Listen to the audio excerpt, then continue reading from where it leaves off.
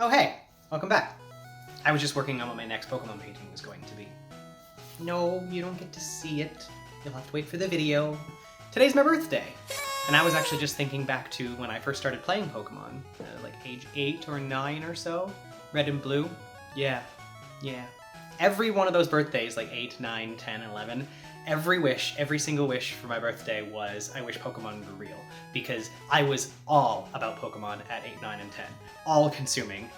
Pogs had recently just gone out. Because, you know, they were a huge impact. But anyway, I was remembering back to the Pokemon I used in the Elite Four and, you know, like my main 6, you know? Those ones versus what I would use today. And I definitely would not use, for the most part, some of the Pokemon that I did back then. Like, my best example of Pokemon I used as a kid that I wouldn't use now is Gyarados. And awesome as Gyarados is,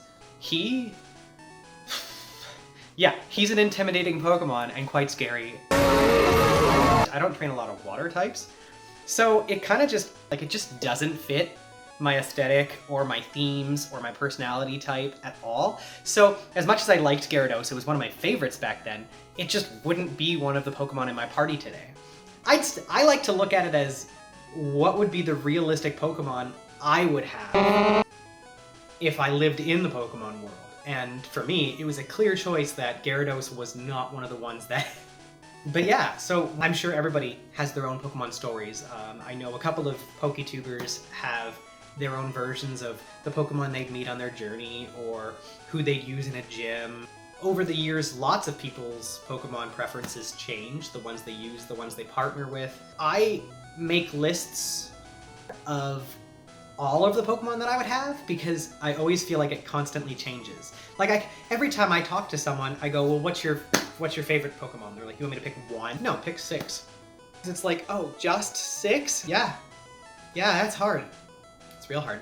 I would have to say, thinking back, my first Elite Four set of Pokemon, I think, were Charizard, Gengar, Gyarados, Articuno, Zapdos, and Moltres.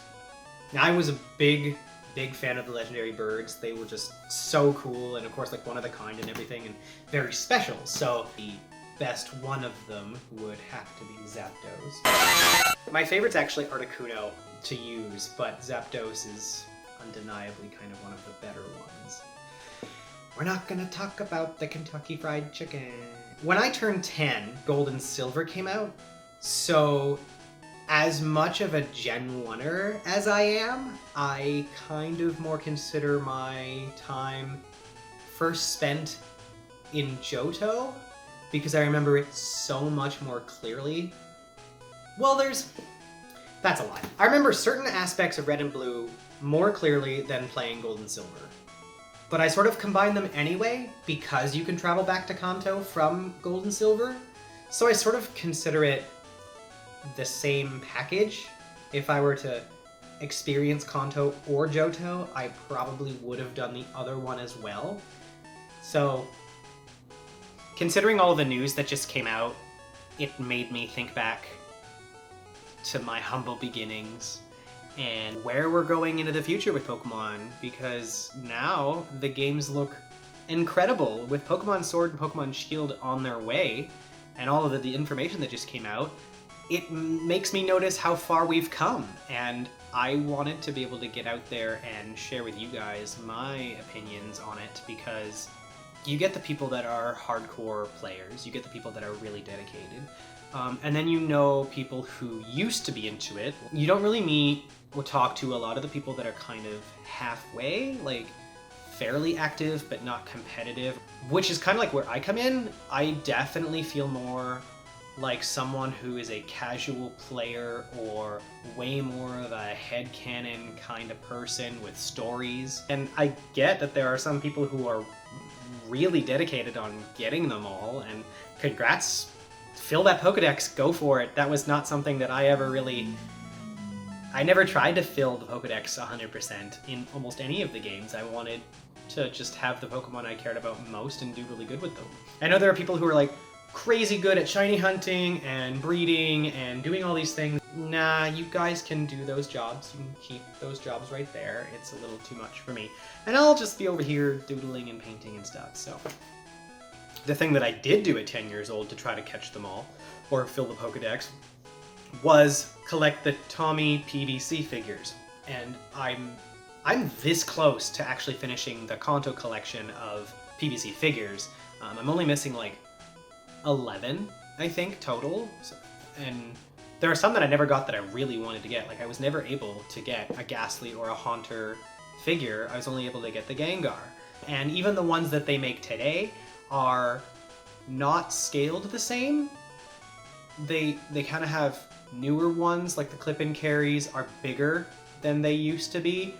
And then they've got the bigger, even bigger ones that are articulated and stuff. And because their size ratio is no longer uniform, I don't really like getting them anymore.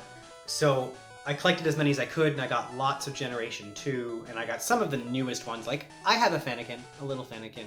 I sometimes collect more recent Pokemon depending on what the package is.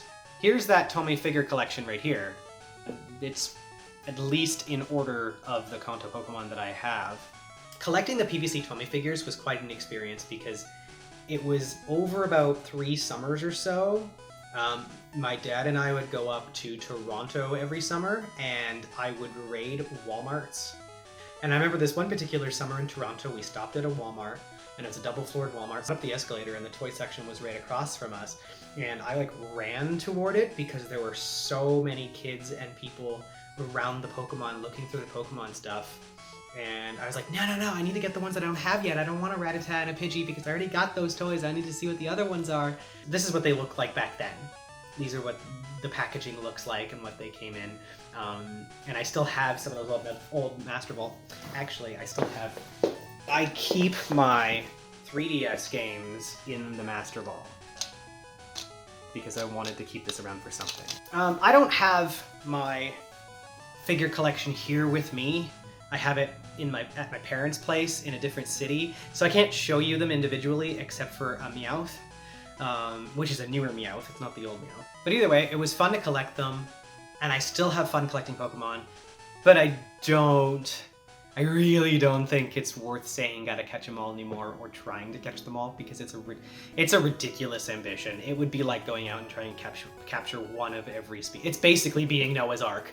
No thank you. No thank you. I do not need that many Pokemon in any capacity. And nobody is that attached to every single Pokemon anyway. There's no like what you like I don't care for so I'm not gonna bother with them. Play the game the way you want. How about you guys?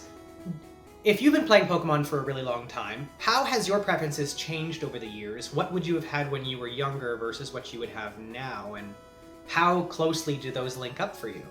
Thanks for visiting. Have a great day.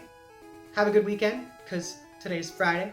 And don't forget to like and subscribe if you'd like to keep track of what I'm doing. And hopefully see you again soon. Bye.